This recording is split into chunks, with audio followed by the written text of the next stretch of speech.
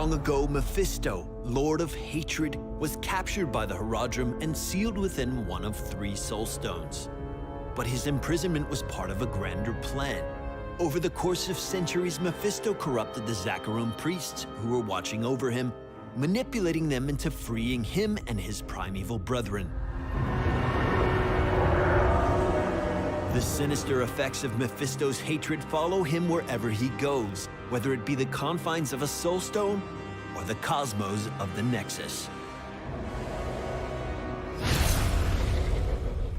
Mephisto is a ranged assassin who excels at dealing sustained area damage and evading crowd control. Mephisto's trait is Lord of Hatred. Hitting enemy heroes with his basic abilities lowers their cooldown for each hero they hit. Lord of Hatred allows Mephisto to deal a lot of damage as long as he casts his abilities at the right time and hits multiple heroes with each usage. Skull Missile is Mephisto's first basic ability. He conjures an ethereal skull and after a short delay launches it in the target direction, slowing and damaging all enemy heroes in its path. It serves as an effective poke and makes it difficult for enemies to escape from Mephisto's other abilities. Lightning Nova provides Mephisto with another way to deal area damage. He creates a ring of lightning around himself that damages enemy heroes for as long as they are in contact with it. Lightning Nova's damage is increased for each hero it hits. In the right position, Mephisto can inflict some serious pain. Mephisto's final basic ability is Shade of Mephisto. When cast, Mephisto teleports to the target location and deals damage in a small area around him. A Shade of Mephisto stays in his original location until he teleports back to it a short time later. With clever usage, Mephisto can finish off a retreating hero, dodge area damage, and avoid CC. Consume Souls, Mephisto's first heroic ability, reveals all enemy heroes while he's channeling. When the channel completes, all revealed heroes are damaged and slowed. It can act as a powerful finishing move when his basic abilities are unable to kill his enemies. If the damage from Consume Souls doesn't kill Mephisto's enemies outright, his allies will know where to find them and finish the job. Durance of Hate provides Mephisto with a powerful disruption tool. A short time after it is cast, Mephisto unleashes a horde of evil spirits in the target direction, damaging and rooting the first enemy hero they hit. The spirits fan out in search of other nearby enemy heroes, damaging and rooting them as well. A well-timed Durance of Hate can swing an entire team fight in Mephisto's favor. You are too late!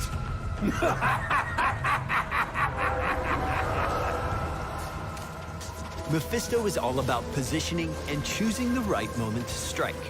The greater the number of enemy heroes he hits with each of his basic abilities, the more often he can cast them. Lightning Nova in particular has the potential to deal high amounts of damage over the course of a match with the right tactics. Take advantage of clumped up enemy teams, especially when their movement is hindered. Using Shade of Mephisto in clever ways can deal area damage while maintaining an escape route. Mephisto will return to his Shade's location even if he is stunned or otherwise incapacitated, allowing him to be more aggressive than other ranged assassins. At level 13, Mephisto gains access to the Hysteria talent, which upgrades Lord of Hatred to also reduce the cooldown of his heroics. At level 20, the Consumed by Hatred talent causes Consume Souls to be recast if its initial damage kills an enemy hero. Combining these two talents allows Consume Souls to be cast far more often, leaving Mephisto's enemies nowhere to hide. At level 20 is the Shade Lord talent, which significantly upgrades Shade of Mephisto. Not only does it let Mephisto switch places with his Shade, but it also gives him access to all of his level 7 talents, transforming Shade of Mephisto into a workhorse ability that slows enemy heroes, grants him armor and movement speed, and enables some amazing plays. Mephisto, the most cunning of the primevals, has set his insidious plans in motion once again.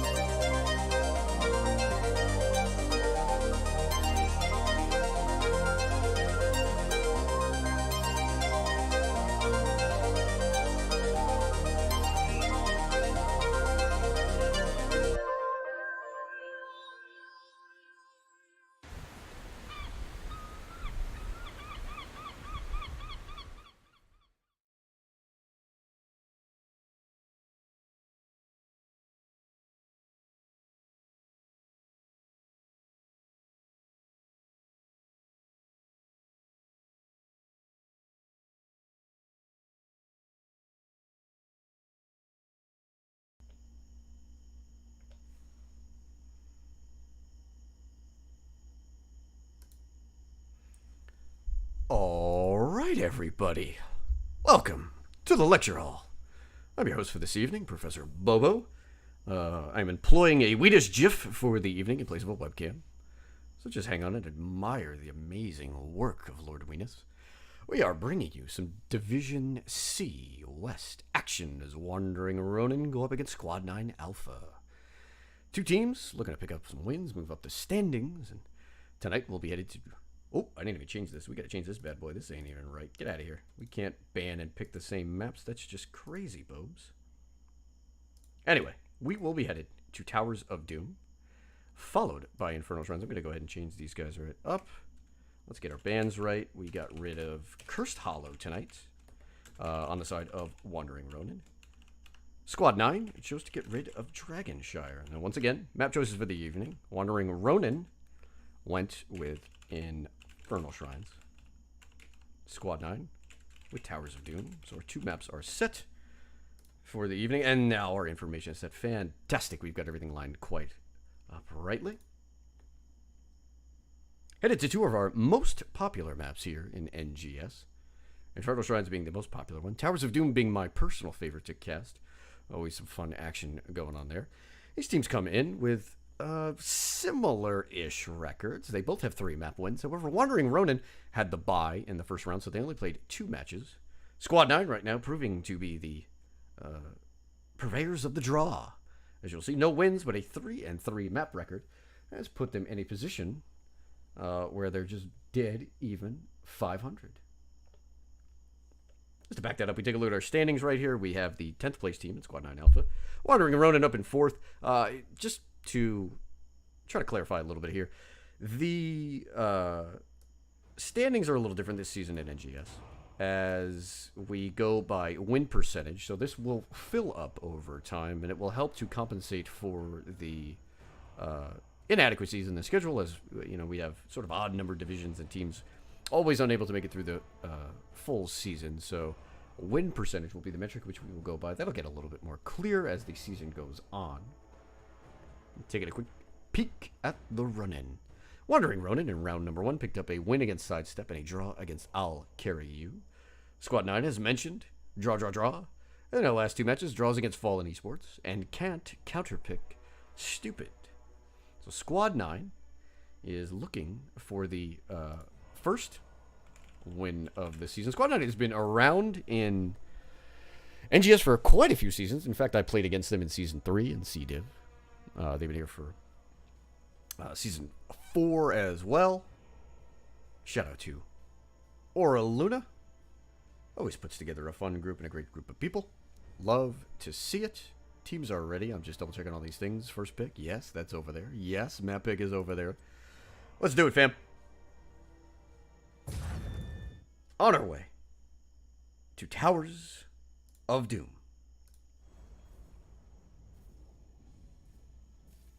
Once again, one of my absolute favorite maps. Fantastic place to get some shenanigans. I see Lennon lives on in chat. Thank you for the follow tonight, good sir. It's an Asmodean ban, as expected here, with the way that this season has gone on. If you are interested in more NGS action throughout the season, click the follow button here on Professor Bobo's channel. I am the headcaster for NGS, and as I have gone through a ton of setup and a ton of preparation for the season to get you guys a whole lot of NGS action through a number of different casters, I am now trying to get back into the casting seat. Deckard Kane is removed as Squad 9, perhaps thinking of a support choke. Asmodean, probably the most popular ban across all levels of play here in NGS. This hero is just plain old overtune, and tonight I do not expect Asmodean to be a part of the festivities, as Towers of Doom and Infernal Shrines are fantastic maps for the Lord of Sin Fatmodan and a Gaul ban. And I gotta give a shout out here to Wandering Ronin for making the correct ban. The choke ban is, listen, it's overrated.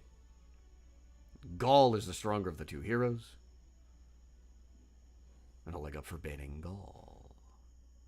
See what Squad 9's got going on here.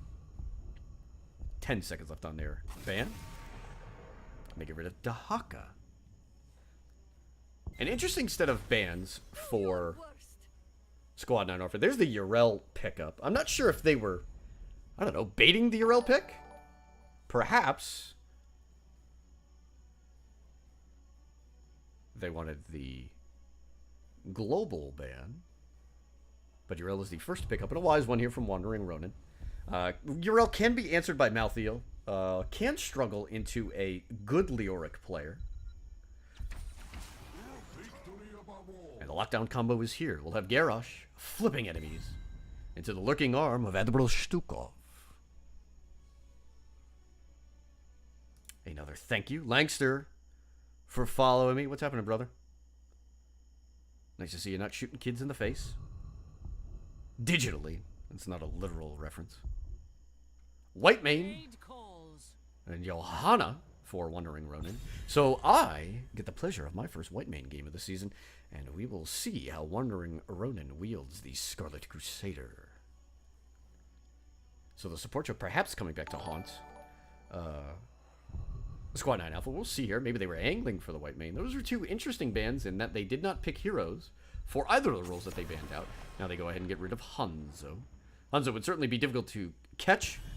I believe Wandering Ronin would be wise to find a long-range damage dealer that can perhaps be tricky for Garrosh. Jim Raynor is out there.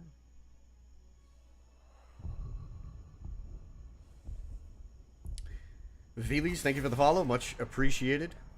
Love to see it. Welcome to the lecture hall. Jaina is the ban on the side of Wandering Ronin.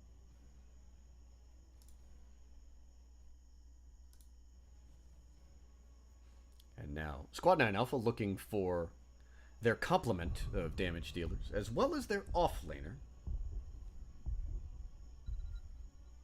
They do have the opportunity to hold on to their offlaner here. Let's see if they go with the damage combo. Alarak The hunt is on. and Lunara. That is a lot of blow up. Garrosh, Stukov, Alarak will require some pretty instant presses on the side of Urel and Joanna if they are unfortunate enough to get caught in that combo. Perhaps Squad 9 believes that the Lunara is a good pick into Whitemane's healing. Wandering Ronin will come back with Li Ming and Tychus. Tychus received a buff in the last balance patch, although it might have seemed insignificant as 2 damage per auto attack was given to Tychus, but that really winds up being like a 10% boost in his auto attack damage, and usually Blizzard is pretty good about keeping everything around the, I don't know, about 5% buff rate when they want to move heroes up. So Tychus could be a significant buff. The last pickup is Blaze, MJ Doom. Looks like he's going to pick up a Terran Firebat. So Blaze loses out to Urel in the solo lane. And again, this is traditional. You never know if these players have something different planned. And maybe have a little bit more skill here. We'll see how that matchup winds up playing out. We're headed to Towers of Doom. I heard that button. Who was that? One Mega Man fan. Thank you for following, sir. Very much appreciated. You have been doing a fantastic job casting this season. I have spied on you quite a few times. Love to have you here in NGS, and now taking a peek at the lecture hall. All right, gang. Neat set of comps in that, again, we have Tychus and Whitemane, so some heroes I have not had the pleasure of seeing recently. And then on the flip side, an Alarak and a Lunara. The Alarak is a favorite of Ronin Kitty. I do remember that from season number 3. Albeit with a different crew, but has found a home here on Squad 9 Alpha. We'll see how Zaldrith does on that Garrosh up front. We'll see how Zed's going to approach this battle.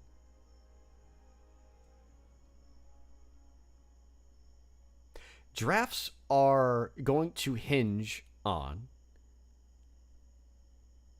I would have to say, McGiblis with the Tychus, and then this damage combo, this Lunara Alarak. It's different. It's clearly a set of comfort picks. Whoop. Get back over there, Cameron. How it plays out, well, we are about to find out.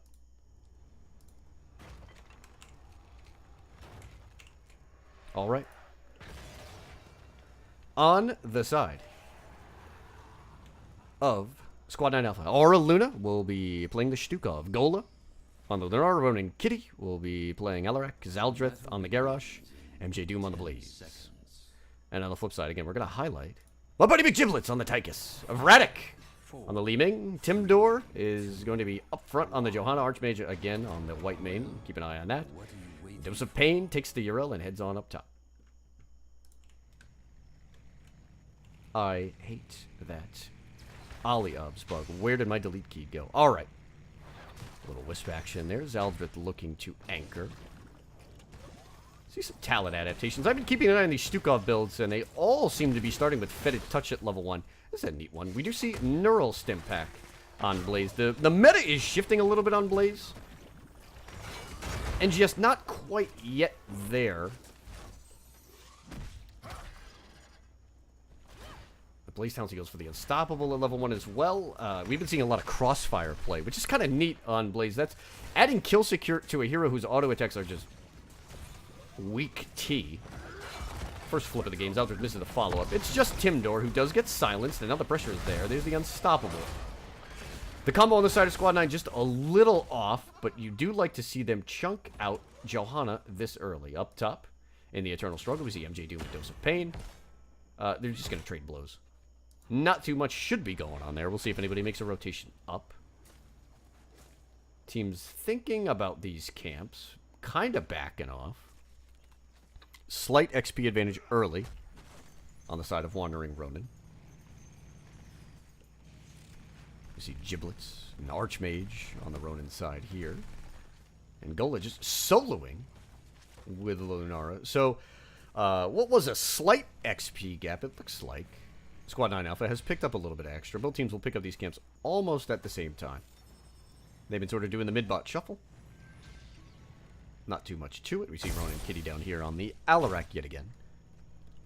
4 members before Wandering Ronin. They certainly want to shove this camp in, but the rotation may come down on top of them if they are not careful.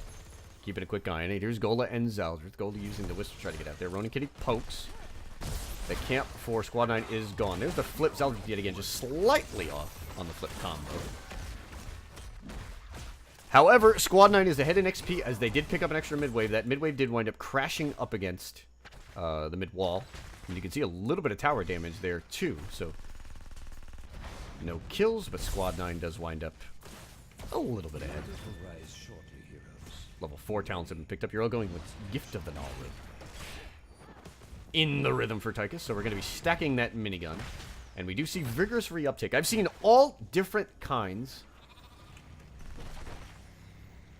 of Stukov builds at level 4. I've seen some biotic armor, I've seen one good spread, but vigorous reuptake seems to be the one that has been the most popular thus far. Squad 9 will bring a little bit more scaling in there. There's a flip on Johanna, who iron skins out and dodges the silence. Up top, Blaze and Uriel are quickly trading on these points. So MJ Doom and Dose of Pain will get on their respective horses, or whatever beast they may employ, to head on down. Timdor taking a good bit of poke there. There's the Condemn. Just hits Lunar. McGiblets gets flipped in. Tychus in big trouble there. Radek moving up on the Li Ming. Archmage cannot get to Tychus in time, and Zaldrith finally finds the right combo. First blood is claimed. There's MJ Doom on the backside. I do not believe Iron Skin is available. There's a Condemn, and it just comes through at the last second. Advantage early to Squad 9. Uriel did not make it down. Dose of Pain with a little bit of double soak here. We'll try to catch up in XP. Squad 9 misses a few minions, but not the entirety of the wave, as Gola does make it there. Chat, let me know what you think. Who are you here to support tonight? I know we've got fans of both teams. I know this is also the first cast for Wandering Ronin. I'm very happy that they got themselves up on the board. If you guys are an NGS, and if we miss you for a couple of weeks, bug the headcaster, let me know. We'll be sure to pick up some games in the future. Everybody here in NGS deserves the right to be casted, and it is part of my mission to make sure that that happens. Teams again with the camp shuffle. Level 7 is picked up slightly early here for Squad 9.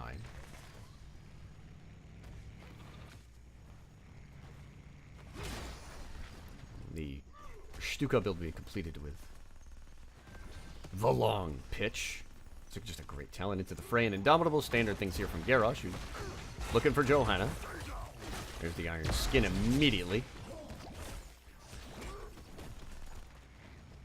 stacking talents have been slow. This has sort of been a tense, tepid affair thus far. Zaldareth thinking about the flip. Ronin Kitty slightly off on that combo. Timdor's in the wrong place at the wrong time. There's the Iron Skin, but Garrosh is deep there. Oh, boy. Tychus will do that to you with your Garrosh, kids. The cigar is back in the meta, and Tychus takes down Garrosh with help from his teammates, of course. Ronin Kitty could be next. McGibber zoning away. 2-3 Pumpkin Sappers are delivered. And with a kill on Garrosh, Wandering Ronin will even this game out. They find the kill. Squad 9 thus far just looks like they're not quite in a rhythm. They haven't been super smooth on this combo. It is a complicated one that is relying on the Garrosh setup, the Stukov lurking arm, as well as the Alarak combo. But just because things have not been put together quite yet, certainly does not mean that portends the future at all. Up in the top lane yet again, the Eternal Struggle. Yrel and Blaze not doing too much against each other. In the mid lane, though, Zaldareth sharking for a kill a little bit there. See our hero damage. Li Ming and Lunara leading the pace. Gola has been free to get a lot of auto attacks off. So even though Joanna does have the blind, the zoning of Garrus really prevents her from doing more than preventing a couple of auto attacks from connecting. Vratic on that Li Ming has been a menace off on the side lanes. Timdor looking for a little bit of wave clear. Here, both teams approaching level 10. They'll hit it just about at the same time. Love to see an even game on Towers of Doom. Hopefully this will push us deep into this affair. Wandering Ronin, though, do have the siege advantage in the bot lane, the all-important bot lane, of course, as their wall pretty darn healthy. Only about 2/3 of a tower left for Squad 9. Alright, for Squad 9, we do have Bunker, Flailing Swipe, Warlord's Challenge, Leaping Strike on Lunara, and Deadly Charge on Alarak. Ronin Kitty maybe looking to play a little aggressive. This may be a kill the white main game. And for that white main, Scarlet Aegis, we see Odin. Boy, Ronin Kid's getting charged here. Zaldred finds white main. That's the big problem. Here's the Leaping Strike. Vratic goes down. Ronin Kitty pouncing on white main. There's the zone off. Dose of Pain might get this off if nobody moves in here. In fact, Wandering Ronin loses white main in the bottom lane, but they pick up a tower. 28-28 on core shots. There's the pause. A little bit of lag here. We'll hang out for teams. Give me R when ready. Let's throw our tab up. What is happening early on in this game? Low damage, low stacking, even core shots.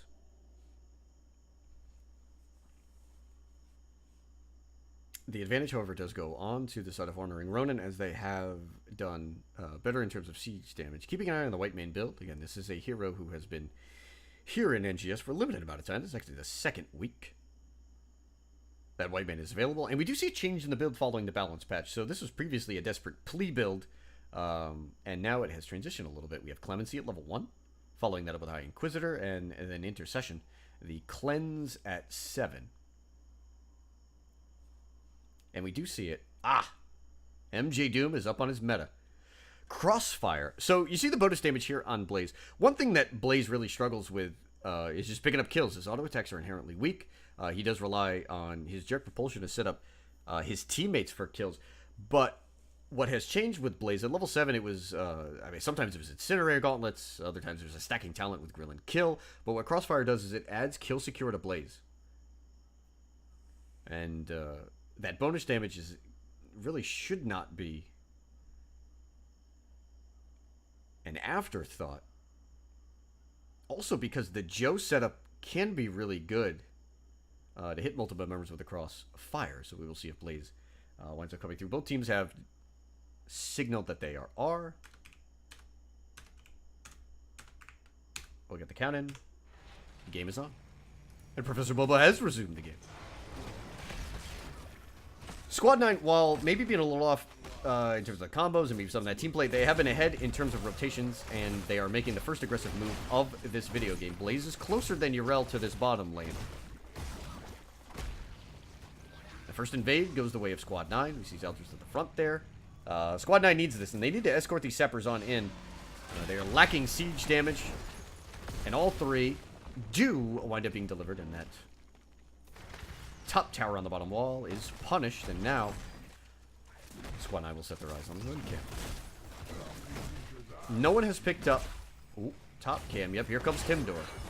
There's the flip. Yrel jumps over the top. Dose of Pain is sitting on this point. There's the hammer, the righteous hammer, moving everybody away. Aurora Luna is low. Everybody's still trying to cap this. Scar Lady just goes out. The flailing swipe was first.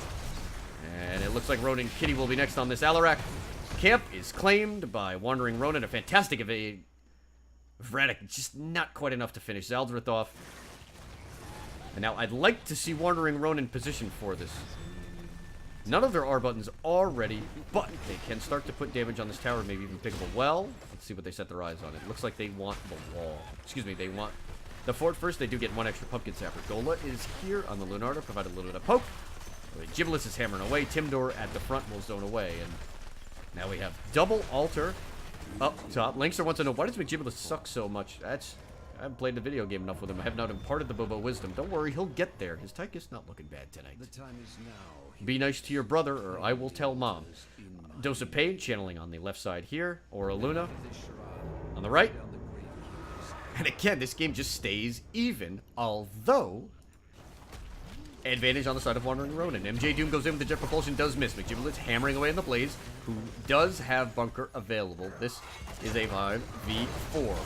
Oh, Johanna taunted.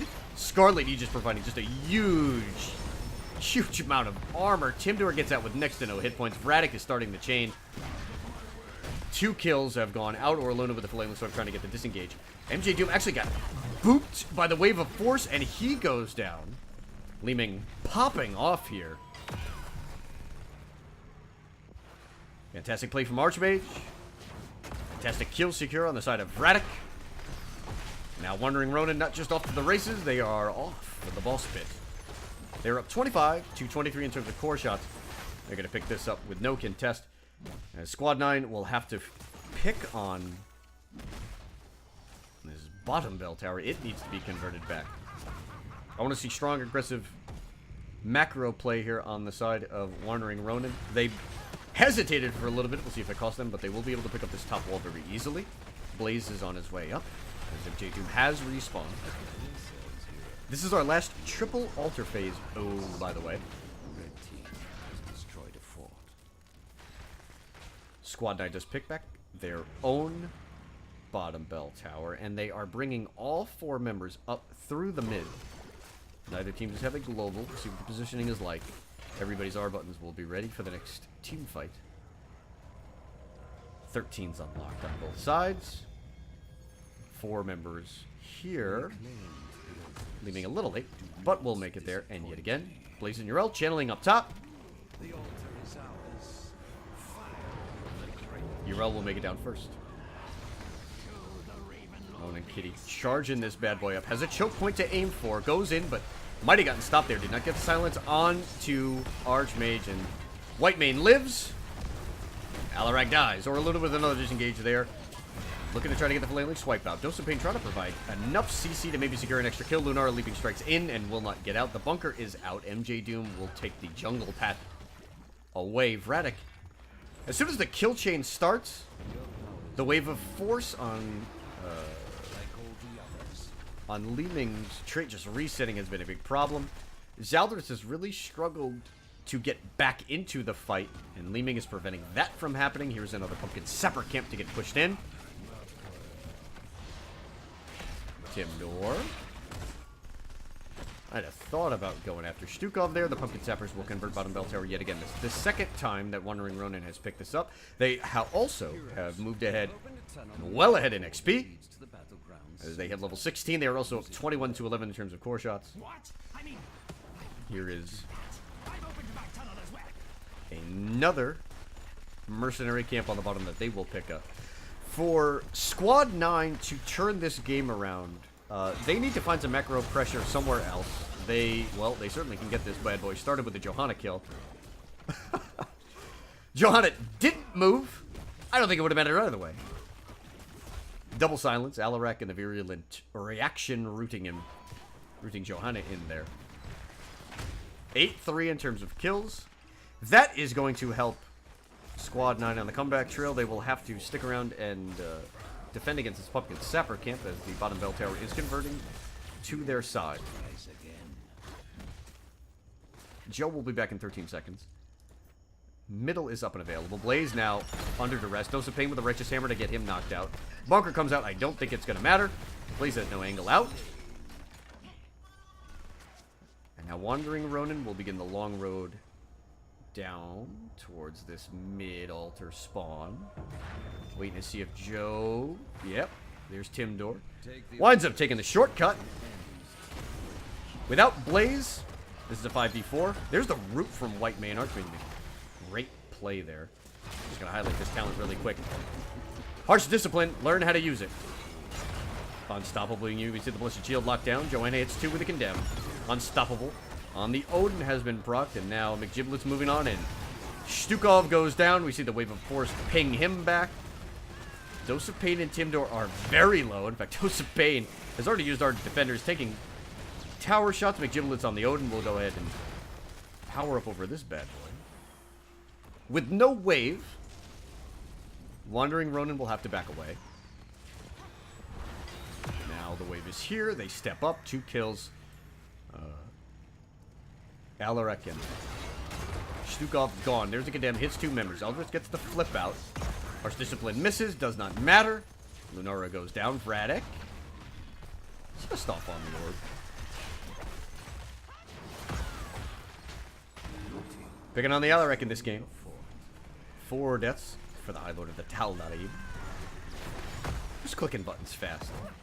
White Mane is well played. Archmage has looked fantastic on this hero. Take a look at some of our other stats as the XP total comes through. Uriel has done a fantastic job of soaking, and now Wandering Ronin with this bottom camp. Now beginning to push in yet again. Oraluna goes down immediately. Harsh Discipline with another kill. 1 Pumpkin Sapper. Fires. That's 7 core shots. Wow. Uriel gets flipped into the moat. Goes down. Didn't have Ardent Defender. So the moat claims the GOAT. Squad 9 with an opportunity here. They need to figure out how to get both of these. They only have 1 altar that can be let go. McGiblets needs to be channeling bottom.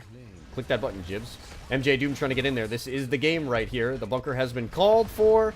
It is not enough. Game number 1 goes over to Wandering Ronin.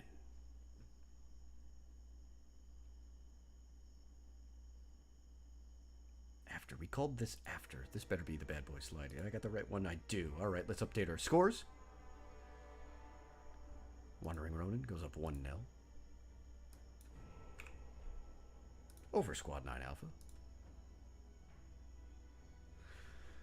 MVPs in that game. I'd have to call out Archmage on that White Mane. The healing was low because, again, these teams really didn't clash too much, like pre-10. There wasn't too much going on. So the healing number is low, but the impact was huge. And, guys, if you're trying to figure out how to play White Mane, try to add this support to your repertoire, this is the key right here. Harsh Discipline. So what we did see was the Searing Lash combos providing a 1.5 second root. And that was just too much for really anybody to overcome on the side of Squad 9. As Stukov does not have a cleanse, the only way to disengage was Filailing Swipe, which often had to be used quite early. So Harsh Discipline really the key in that game. Checking some pings real quick. Seeing what's happening around the NGS right now. But 13-4 in terms of kills. I thought Gola did good things on that Lunara. It looked like the poke damage was strong.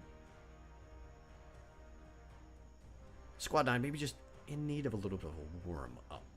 Alright, so map number 2 is Infernal Shrines. We'll get that lobby set up shortly. Make sure we got everything queued up quite right. We do. Alrighty.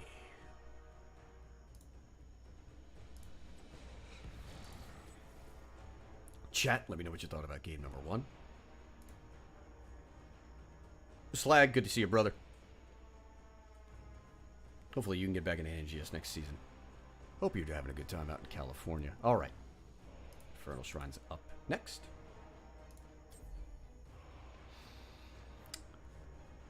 Thoughts on... Let's see. How can Squad 9 maybe turn this second game around? I never mind the risk of comfort picks in game number 1. So we did see that Lunara and that Alaret combo, which is something that Squad 9 has employed at various points.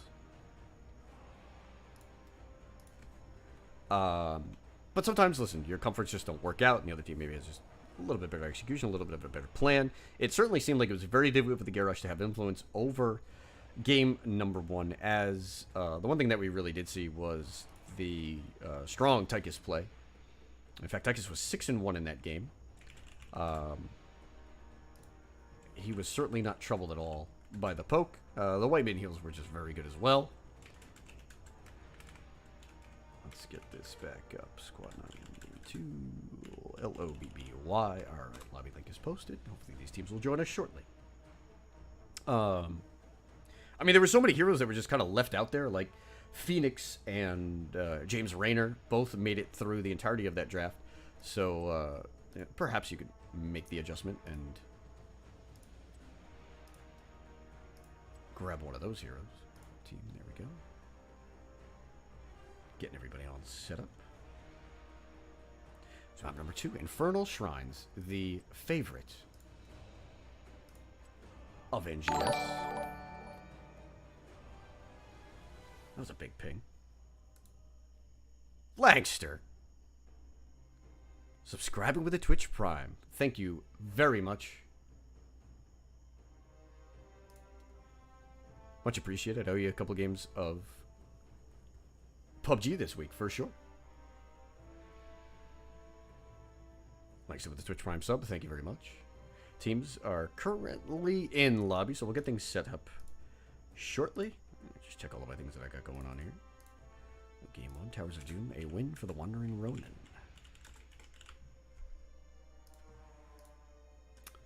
Got that set up, got that set up, everything looking good.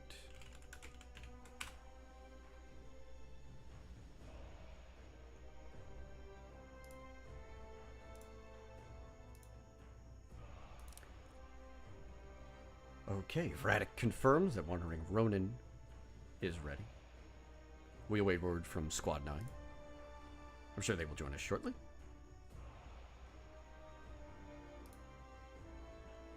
Once again, just to remind everybody, Matt Baines tonight, Cursed Hollow and Dragonshire.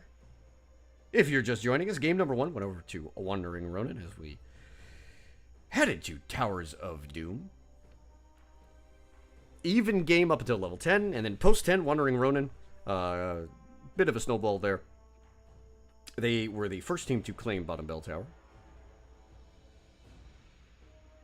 They claimed it twice on Squad 9, and it just proved to be a little bit too much. And the Alphas were reduced to the Omegas. 13 kills to 4. Really just strong play all around. Vratic on the Li Ming, once the reset chain got going, was unperturbed. Dove in hard, chasing kills left and right, picked up quite a few. The setup was there from the Giblets, setting everything up on the Tychus. We talked about Tychus in draft, about a 10% buff to his auto attack damage, and it does seem to be causing an increase in his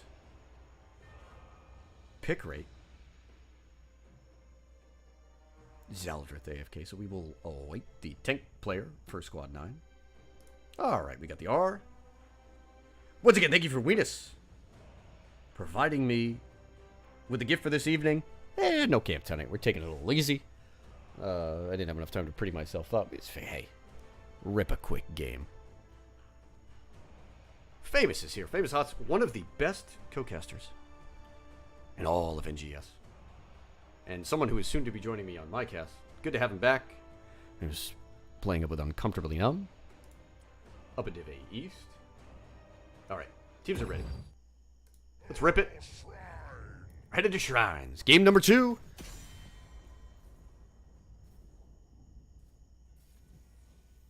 We're over on NGS headquarters. Squad 9 Alpha will have first pick here.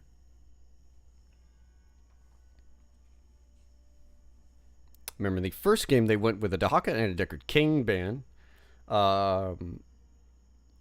Squad 9 needs to rethink very quickly their draft approach because they banned the Deckard Cain and the Dahaka, which are strong bans on this map. The issue that I had with their bans is that they picked neither of the heroes in those roles. They also did leave Yrel open. Yrel was snap-picked first by Wandering Ronin, which is a very simple pickup to be made. And then, in addition, Squad 9, listen, they seemed locked into the Stuka, but it seemed like Whitemane had a lot more success in game number 1. So Deckard Cain, a consistent ban there. Yrel is banned out as well. Wandering Ronin does not think that Yrel will make it past the first pick.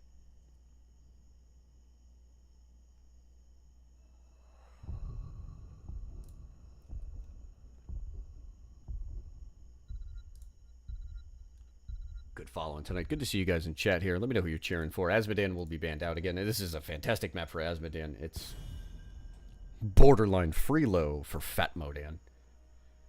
I mean, the guy barely has to move. Before you know it, you're up to 100 stacks. You're off and running. A Gul'dan ban. Perhaps a little bit of a target ban. I do remember that there are Gul'dan players on the side of Squad 9 Alpha. Make sure we get everything updated. Good. Everything looks good there.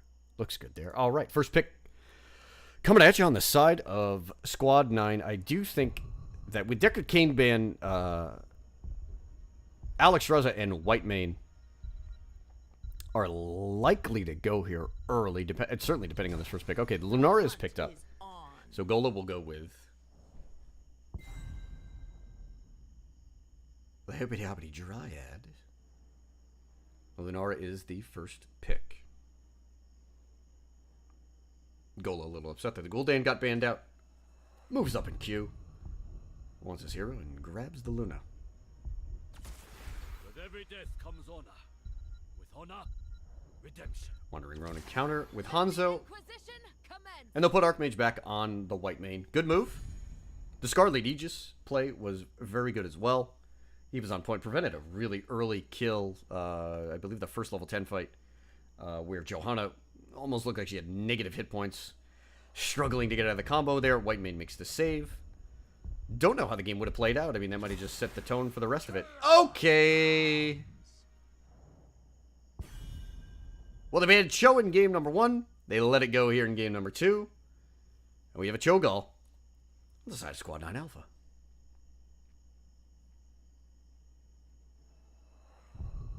I would look for the snap Alex Straza ban here. Lifebinder OP. How they go with the Oriole. Okay. It's apples and oranges, really. Alex Straza, Oriole, and Ana all provide fantastic opportunities to get the most out of your Cho'Gall. Because the number of supports that work with him has expanded, especially as Lifebinder has now moved probably ahead in pick rate versus Cleansing Flame. I mean, you've got yet another support you can throw onto Cho'Gall's back. However, Wandering Ronin gets rid of the Oriole.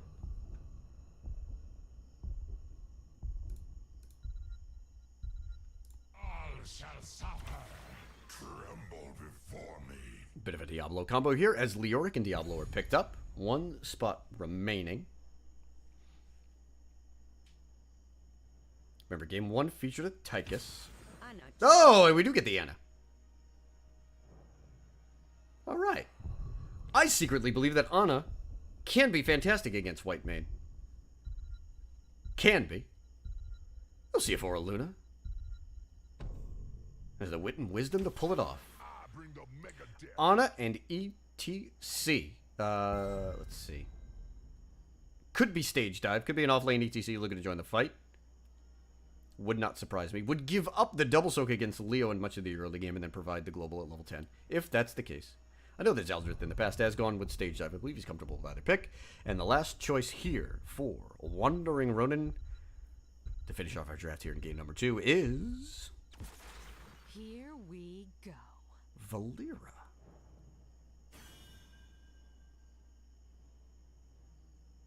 I'm not sure what I think about that. Vratic on the Valera. Ah, you know what? I like it. It's different. You have so many traditional picks that Cho'Gall can be weak against. Tychus is one of them.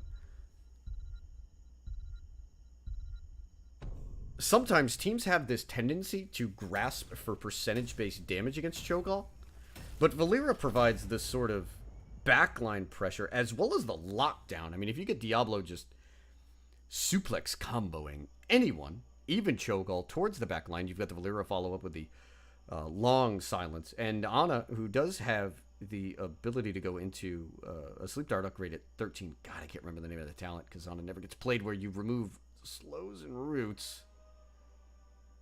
It's cleansing darts? What are they called? I don't remember. Does not prevent silence. We'll see if we get more strong white main play as well, which I would certainly like to see. All right, game number 2. We are shortly headed to Infernal Shrines. Wandering Ronin. Looking to pick up the domination. Vratic will be playing the Valera. Archmage on the white main yet again. Timdor will be playing the Diablo. McGiblets on the Hanzo. And Dose of Pain will be playing the Leoric. On the side of Squad 9. Alright, as expected, we get the offlane ETC, but it is MJ Doom on the cow. Or Luna will be playing the Ana. Gola yet again on the Lunara, and the combo in the Cho'Gall is Zulity. Not quite enough to make a Zal Kitty. Zaldrith on the Cho. Ronin Kitty will be on the Gaul. Level 1 talents, everything again looking pretty standard. Although we do see target practice. A little bit of Stormbolt here from McGiblets. Not looking for the spread damage. See how that winds up playing out. Valera goes in immediately with a introductory silence to Cho'Gall. Hi, I'm Valera. I will be making your life hell. And then off to the races. So the pickup at level 1 for Lunara is very important. Nature's Perspective to reveal enemies for the duration. And we do have the Wisp, who will also help provide extra vision.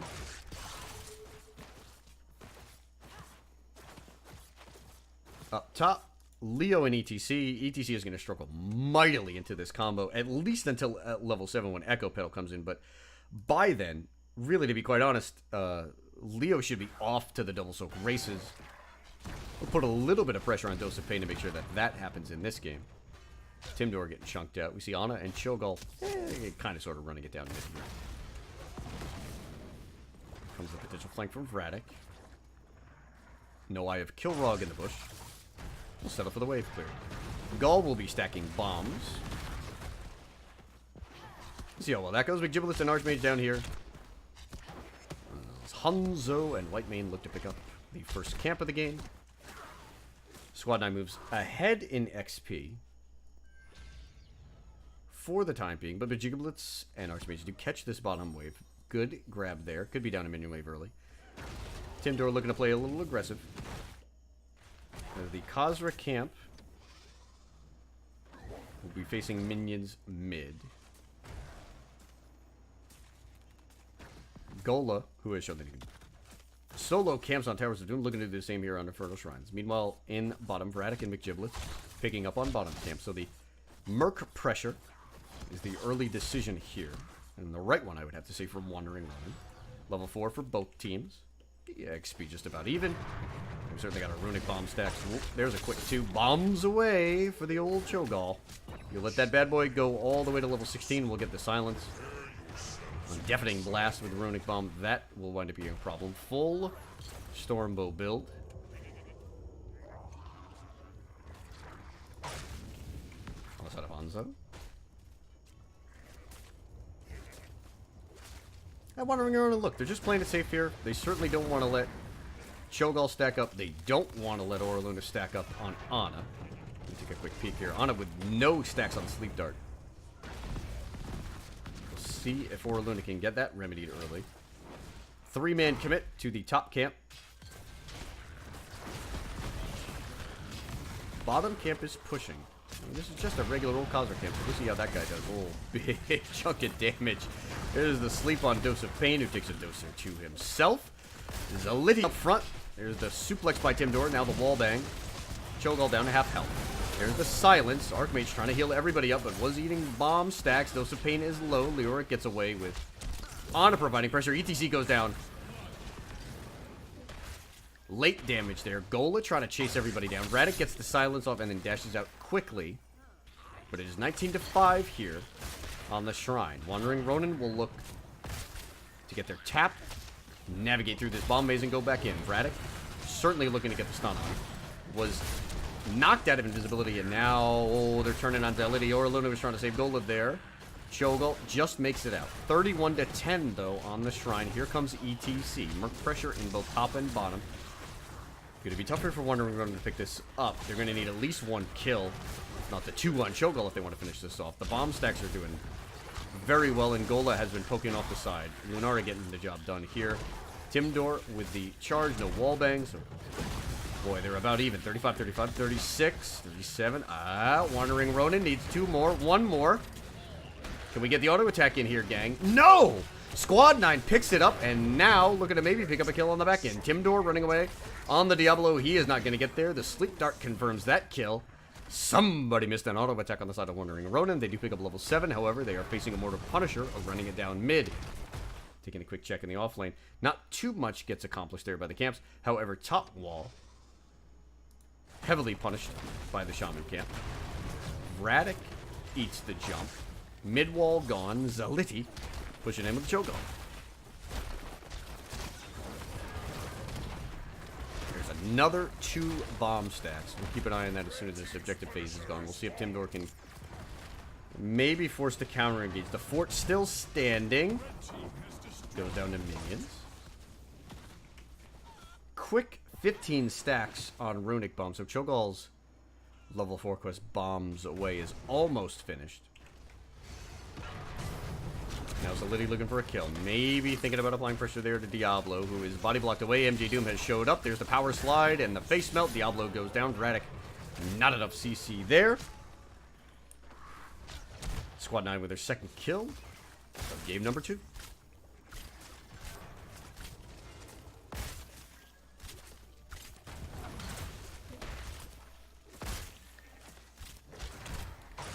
Wandering Ronin needs to find a way to abuse what's happening up top as Leoric is winning and ETC has been pressured up against the wall. They need to get this Leo down here, particularly before level 10 if they're going to find a kill to hopefully even XP out. Overdose of Pain heads back up top. That's another huge stack. Boy, Cho'Gall's got to be just about done. That's 18 stacks on Bombs Away. We'll keep a quick look at that. Orluna got a number of Sleep Dart stacks on the objective phase. Started catching up.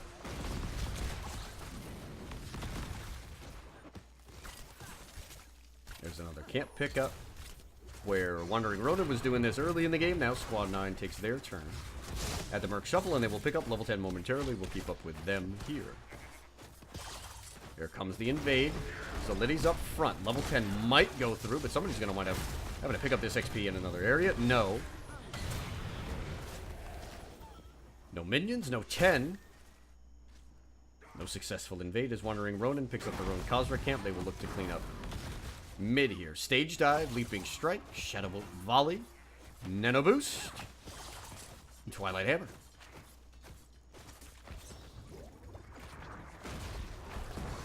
Again, as expected, stage dive.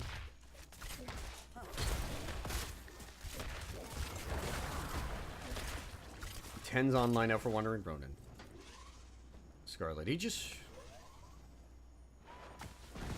Dragon Arrow. We do get March and not Entomb. Smoke Bomb. Diablo holding onto his heroic. I don't think the setup is there for APOC other than the stun from Hanzo on Dragon Arrow. So, what is the decision? Let's say the Timdor. Still holding it.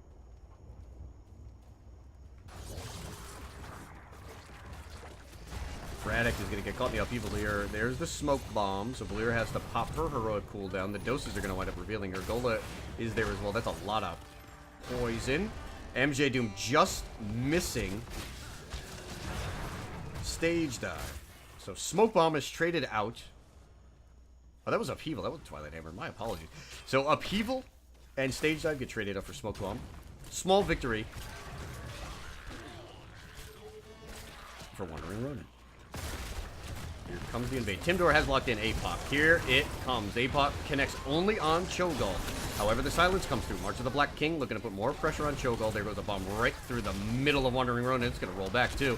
Here's the leaping strike. A lot of low health bars. Shadowbolt Volley looking to perhaps confirm some kills. Leo looks like he will go down first. Braddock trying to get away on this Valyria. MJ Doom, do you have power slide, young man, to finish this kill on the Diablo? Zaliddy chasing at the back. Diablo should not make it here. There's a reset on the souls. Top camp, consolation prize. Looks like it's going to pick up the fort. MJ Doom heading on up there. But looks like the second objective and an arcane John Cena will be headed on over to Squad 9 Alpha. They have 4 kills to 1. They've also done a better job of prepping this lane. Bottom lane has no wall. If you're wondering, Ronin here, Red team has summoned an arcane punisher. the victory in the top lane, if they can pick up this fort, will set them up for the next Punisher phase. They're going to have to go ahead and give this one up. They're going to lose 13 talent here. They have a level and a half to pick up 13 themselves. Fort's going down momentarily. White Mane actually grabbed that guy. There's the upheaval. Both Braddock and Timdor get pulled in. Smoke Bomb has to be procced. Here's the stage dive from ETC. Timdor does not make it out. Now, Braddock is the target. Everybody chasing Valyria. Oh. Oh! Bombs away. Valyria books a one-way ticket. Back to HQ. 6 kills now. Zaliddy getting things done on that Cho'Gall. Gall leading in damage. Doing work. And now Squad 9 looking to pick up the first keep of the game. Everybody is here, however, for Wandering Ronin. There's yet another bomb. That bad boy's going to keep on stacking. 13-7 picked up 2-level lead for Squad 9. Get the Wisp in the bush. Did they want to play Party Bush? No, they want the Burnt Camp initially. 27 stacks on bombs away. 7 stacks on Sleep Dart, so Aura Luna, perhaps next objective phase, we'll go ahead and finish that one off.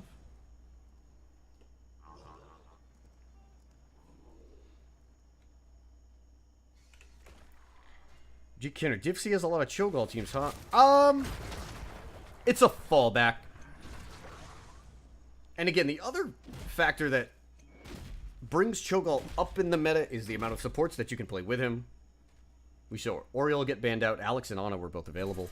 Ana was the pick. MJ Doom. There's the stage dive. Shadowbolt Volley has been procced with Giblets as the target. Jumps over the wall. Good use of natural agility. There's the bomb, however.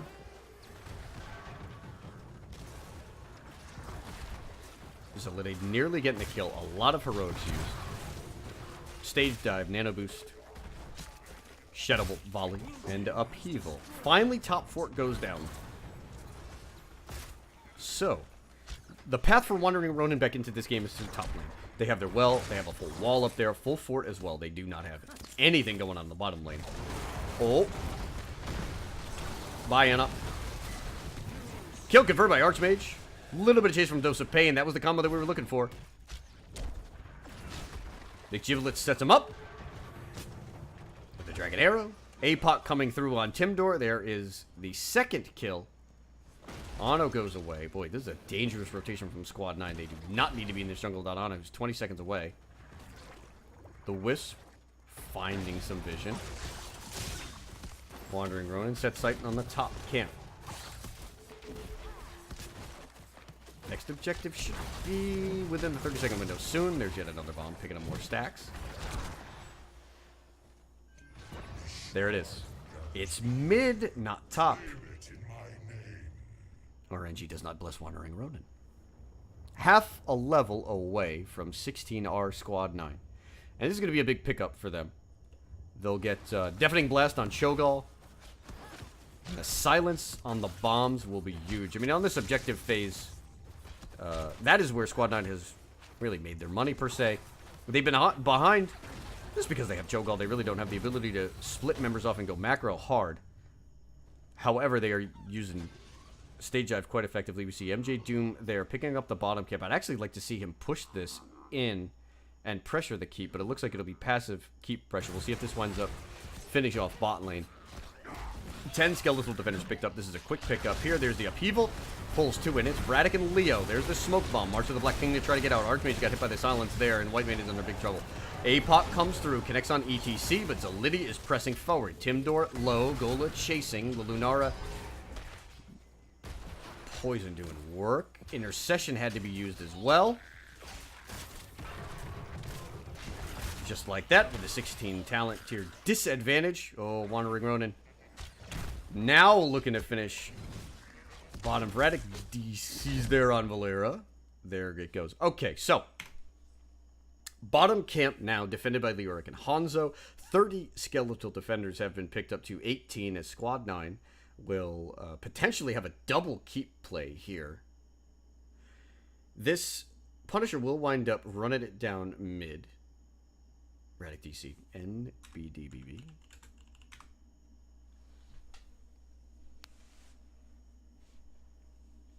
Top camp will have to be dealt with, but that should be an easy pickup. Stage dive is still available for MJ Doom. Remember, he rotated up, hopped on his horsey there to get from bot mid after picking up that bottom camp. Hey, Vigitant's in chat. Vig, what's happening, brother? Good to have you here as well.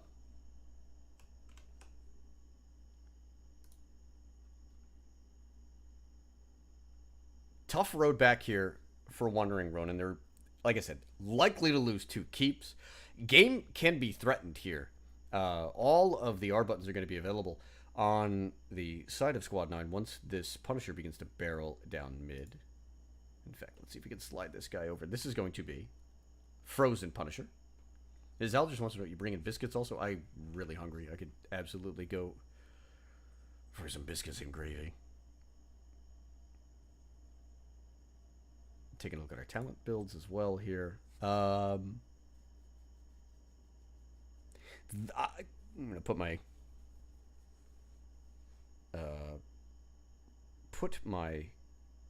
coach hat on here. If you have not completed target practice 14 minutes into the game, you just shouldn't be picking target practice. I see what they're doing here. McGiblets wants to put as much damage onto Cho'Gall as possible, but if Wandering Ronin goes back and takes a look at how this game is mapped out, because Ana has such strong single target heals, I think the way to go about this game would probably have been to probably spread that damage and try to force Ana to make decisions with their sleep darts. Okay, Verotic is back in. There's the R. Anders wants to know in chat. Sorry, just got here what maps got banned and picked. Dragonshire was banned by Squad 9. Wandering Ronin banned Cursed Hollow. The first map was Towers of Doom, which was a victory on the side, of Wandering Ronin. Somebody's got to deal with top camp. Dose of Pain is just going to have to sit down here with that Leo. 39 skeletal defenders have been picked up by... Oh. How did that guy get finished? Was that poison from Lunara? Alright. Jump comes through. So Squad 9, they might have made a miscalculation here. They're going to be late to get here. Listen, there's not much of a wall left over, but they are giving up free Punisher clear. Bottom lane has been dealt with for the time being. ETC is up top. MJ Doom certainly will be looking to stage dive in. Shadowbolt Volley does, is proc, but the upheaval was not going to connect. MJ Doom stage dives in, so this will be a free keep, and we'll see if Squad 9 thinks that they can go ahead and earn themselves a victory here. Half health Punisher. There's the jump. Gonna be a double keep play.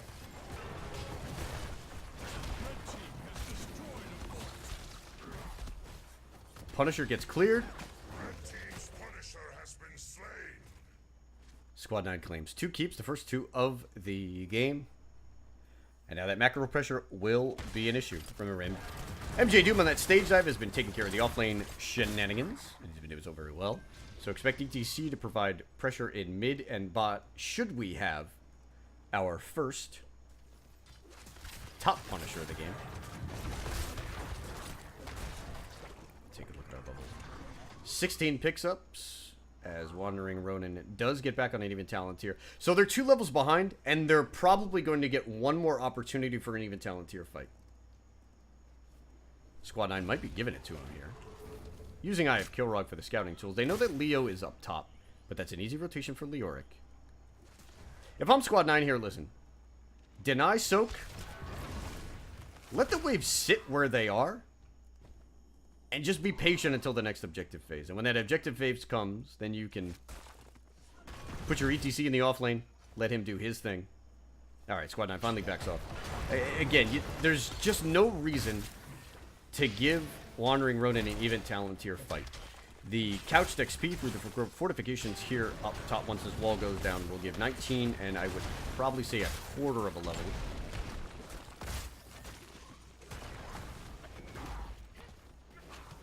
Eh, maybe not quite. Not even 19. We're scaling. Scatter does not find anybody. MJ Doom. Ooh, flashed real quick, and Tibnor thought better of it. I want to see this play here from Wandering Ronin. Again, you're not going to get many opportunities to make an even talent tier fight. I have Kilrog might have scouted that out. Oh, there's the 3 men pulling upheaval. Lunara goes in. Diablo is the first to go down. The silence on Deafening Blast. Doing way too much. Radic now being chased. Gola on the Lunara. Trying to make headway. Here's MJ Doom. Valera and Whitemane are gone. Squad 9 running it down mid here. Leo could be next. Dose of Pain using the Wraithwalk to try to escape. It is just McGiblets. And I don't think one Hanzo is going to be quite enough. 3 Kata's bottom. 5 members of Squad 9 are here. This core is getting ripped apart. Consolation prize. As Lunara goes down. That is going to do it. Game number 2 goes the way of Squad 9 Alpha, who maintains their quasi-perfect record of nothing but draws as they win game number 2 behind the strength of their Cho'Gall comp. Shortly we will meet up with Aura Luna. It could be Zeldrith. I'm not sure exactly who's going to join us, but we'll be welcoming nonetheless. So Wandering Ronin will move to 4-2. Still a very good record for a team that is brand new here on the scene.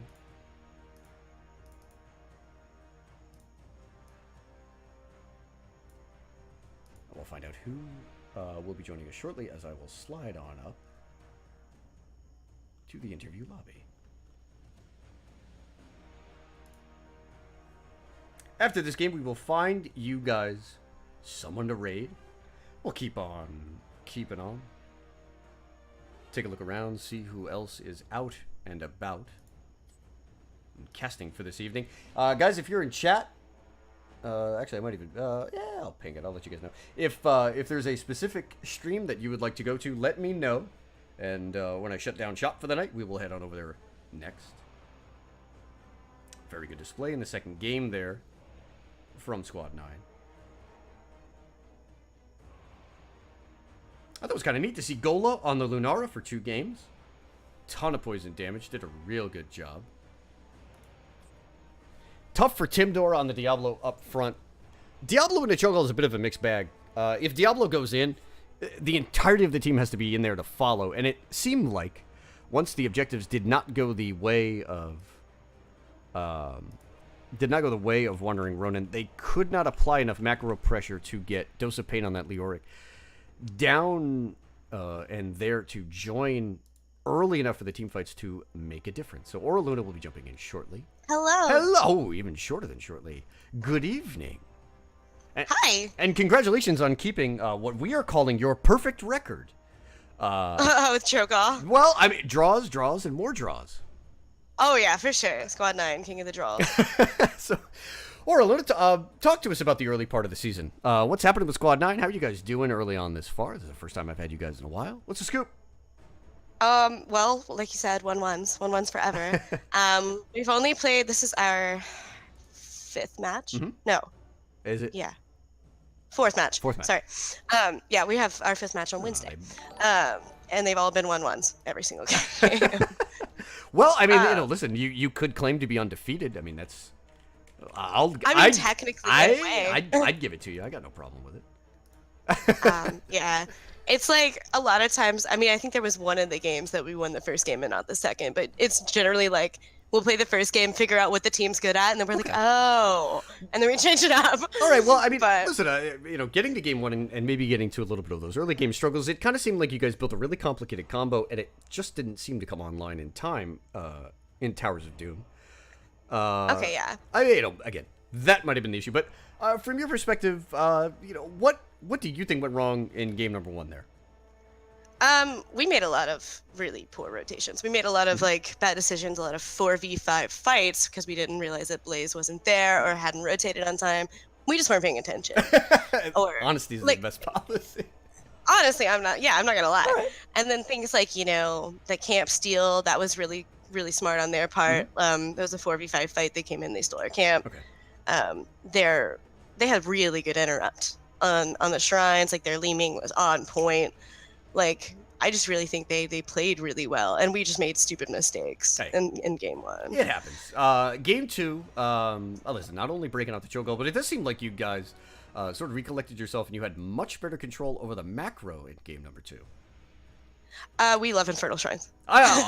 Who does it? Listen, if there's a team that doesn't like Infernal Shrines, you're going to have to find a new league. Welcome to NGS. For sure. I'm trying to think. I actually think the critical moment in game number two was the simple fact that if you go back and check the VOD, I don't know if you caught this in game. Wandering Ronin had 39 skeletal defenders on the first shrine, missed the last one. I did not know that. I did not realize. I believe with almost near perfect certainty they had 39 skeletal defenders on the first one, and sometimes you miss that auto attack, and really that certainly started the snowball effect. I just want a quick question. They banned the Oriole out. You've got a number of picks with your supports for Cho'Gall. Is Ana your favorite? Absolutely. Very cool. 100%. I like seeing Ana. Yeah. I absolutely like seeing Ana in this meta. Also because I think she makes for a potentially fantastic counter to White Mage. I love Ana. Right on. She's so much fun. Let's see, what else is going on? Who have I not seen? I have never seen Gola on Squad 9. Tell me about this player who doubled up in the Lunara. Okay, so Gola is a new player for us this season, obviously. So is MJ Doom, actually. Yes. Quite true. He is a ranged DPS player, mainly mages, and I don't know, he plays a really mean Lunara. But he plays a lot of ranged assassins, so that's just his jive. And then Doom is our offlaner, and he plays, obviously, bruisers. We saw him on Blaze, and then you saw him on ETC, which was a different pick, but we thought it would work, and it did, so there you go. Absolutely. Stage dives is a cool tool, especially when you've got a Cho'Gall run at it down the enemy team's lanes. All right, so who are you going to draw with next? What is the rest of this? What does the rest of this round look like for Squad 9? We have a game on Wednesday against DKK, so I hope. Yeah, I've not seen what they've been up to this season yet, so I don't know what to expect. I need to do some scoping, but hopefully that goes well. Hopefully we actually get a 2-0 for once in our lives. I mean, I don't know, listen, but that's on Wednesday. Maybe the key is you guys just have to play a little bit of mental gymnastics. What you should do is you should play game 2 first, right? And then maybe say, all right, can we then adjust? Just try to figure out how to finagle that. Try to figure out how to make it work. But hey, listen, again, you're technically undefeated, and it's a good start for this team. We talked about it in the pregame. You guys have been around in NGS for how many seasons? This is our third season. This is my third season captaining. Very cool. All right. So, with all that being said, Orluna, the floor is yours for your shout-outs, milady. Waha! All right. Shout out to Wandering Ronin. You guys were awesome opponents. You gave us a really tough fight. Shout out to Squad 9 Alpha. I always shout you guys out because you are the best team in all the land, and I love you. Shout out to our awesome coach, Ripper. Ripper is an awesome coach. That's a fact. Yeah, he's rad. And then shout out to, of course, you, Bobo, for hosting. Oh, no, thank you. So there you go. Thank you guys very much. Like I said, it was absolutely my pleasure to catch you guys. I haven't seen you guys. I think I'm sure I got a game last season, but it was also cool because I've known Zaldrith for quite a while, as well as Ronin Kitty, so it's always good to catch up with you guys, and good luck in season number 5. Thank you. All right, gang. So that is going to do it for my cast. However, I am quickly peeking around, trying to see where we're headed. Oh, we're definitely going to my boy. We're going to go hang out with Cody Kraz tonight. That is a fact. Cody Kraz is one of my favorite new streamers. What's Cody Kraz got? He's got G Guardian Esports versus Team Mapitas. As Cody Kraz will be up in, what is that, Division B West, if I am not mistaken. That's looking good. Where's my post? I think my post is there, is it not? Haha, I got it right. Fabulous. Congratulations, Bobo. You remembered what your own cast looked like. All right. So we will be headed there shortly. Guys, that does it for me. I will be back on Wednesday with a doubleheader. I've got Run Boys versus Trademark Gaming at 6. And then Div C-West, I'll be picking up Obscured and Drop Dead Gorgeous. I also have a Friday doubleheader, which I will post here in my channel later. If you want to keep up with Bobo, as many people have chosen to do, shout out to Pumpkin Row. I did miss your follow in there as well. You follow Bobo. I will always do my best to post all of my events on my Twitch page. But hey, as a headcaster, I am obligated to do a whole bunch of games, and that is my intention here in season number 5. Good luck, everybody, going forward, and we'll catch you here next time in the